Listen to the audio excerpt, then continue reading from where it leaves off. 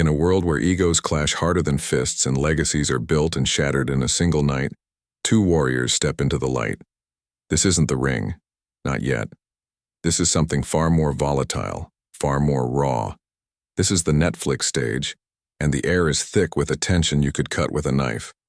On one side you have Jake Paul, the problem child, the YouTube phenom who traded viral videos for vicious knockouts, a man who built an empire on controversy and then backed it up with brute force.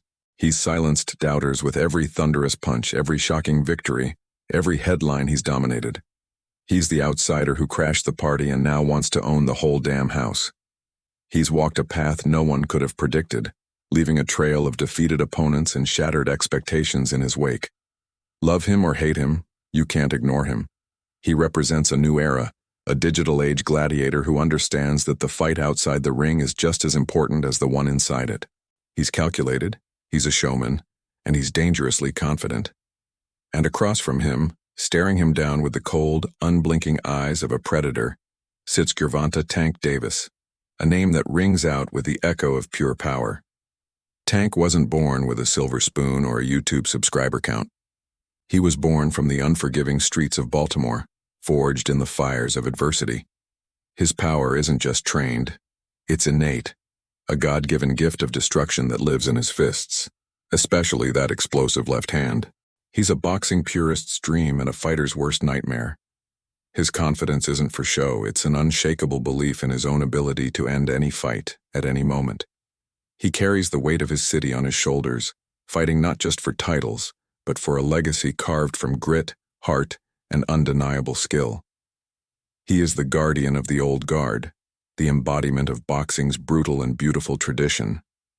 Now, under the bright, unforgiving spotlight of Netflix, there's no script, there's no safety net, there are no promoters standing between them, no press conference theatrics to hide behind.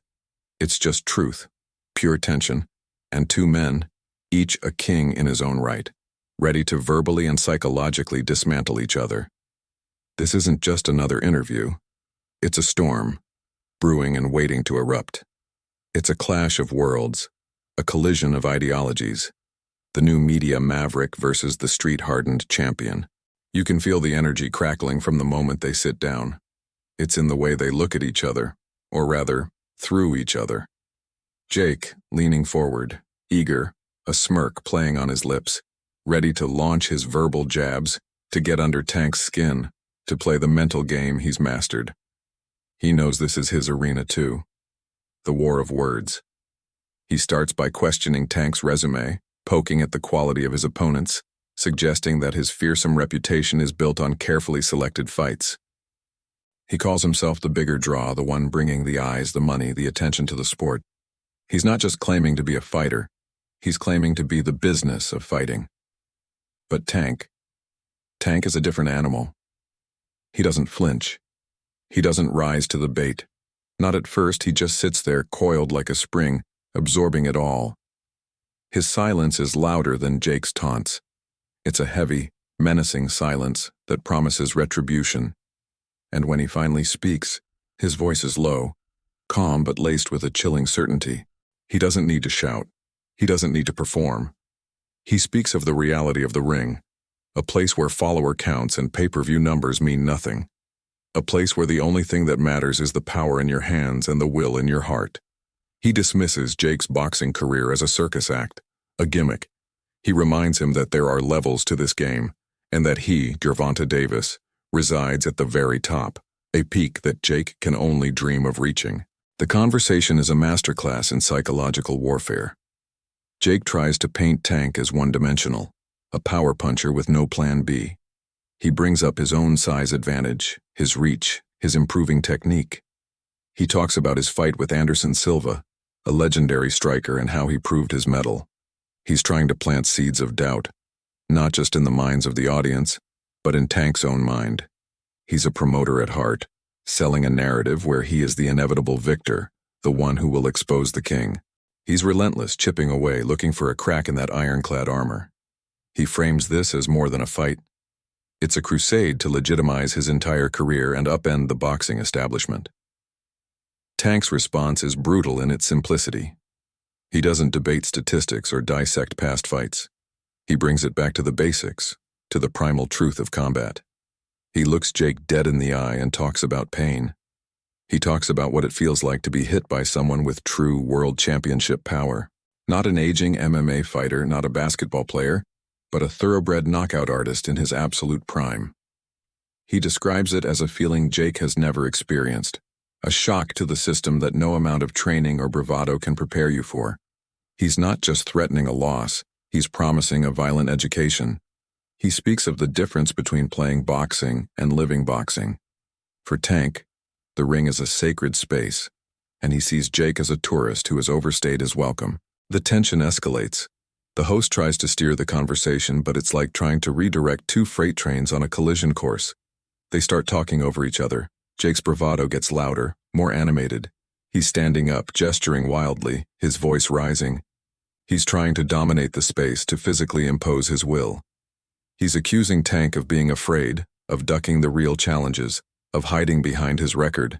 He's putting on the problem child persona in full force, the entertainer who thrives on chaos. And that's when you see the shift in Tank. The calm demeanor cracks and you see the fire beneath. His eyes narrow, his jaw clenches. The predator is done waiting. He gets quiet again, but this time it's different. It's the quiet before the explosion.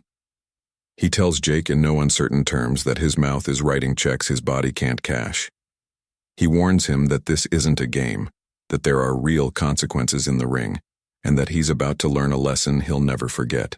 He reminds him that all the cameras, all the followers, all the money won't be in the ring with him. It will be just the two of them, and in that world, Tank is king. The threat isn't shouted, it's delivered like a final judgment. This face-off is more than just promotion. It's a glimpse into the souls of two completely different competitors. Jake Paul, the master of the modern spectacle, who believes he can manifest his own reality through sheer force of will and a brilliant understanding of media. And Gervonta Davis, the purist, the warrior, who believes that truth is only found in the crucible of combat, where talk is cheap and power is everything. As the interview ends, nothing is resolved. The tension hangs in the air, thicker than ever. They stand up, a final, intense stare-down that lasts just a little too long. No handshake, no respect, just a silent promise of future violence. You're left with the undeniable feeling that you've just witnessed the prologue to something epic, something brutal. This wasn't just an interview. It was the first round of a fight that will define both of their legacies. Two worlds have collided, and the fallout is going to be spectacular. The storm has passed for now, but everyone watching knows the hurricane is still coming. Thank you so much for watching this breakdown. This is one of the most fascinating matchups in modern combat sports, and the psychology is just as compelling as the physical fight. What did you think of their face-off? Who won the war of words? Let me know your thoughts down in the comments. And if you enjoyed this video and want more content like it, please hit that like button and subscribe to the channel. It really helps us out. We'll see you in the next one.